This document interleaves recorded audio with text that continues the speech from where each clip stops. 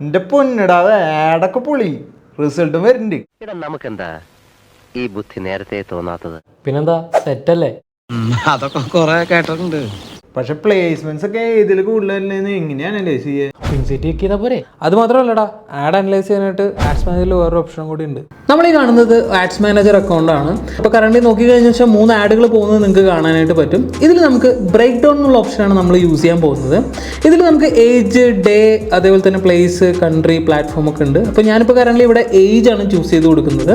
നമുക്ക് current result generate ചെയ്തതിൽ ഉള്ള ആൾക്കാരുടെ ഏജ് എത്രയാണെന്നുള്ളത് നമുക്ക് അറിയാൻ പറ്റും. 18 to 24, 25 to 34 ഈ ഒരു ആഡിൽ വന്നിട്ടുള്ള റിസൾട്ടിലുള്ള ആൾക്കാരുടെ ഏജ്.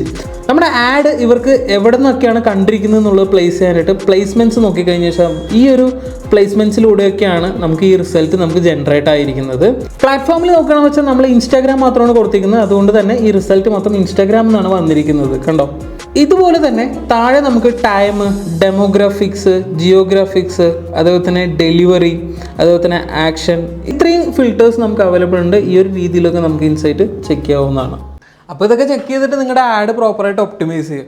കൂടുതൽ ഡീറ്റെയിൽസ് അറിയാനായിട്ട് ഫോളോ.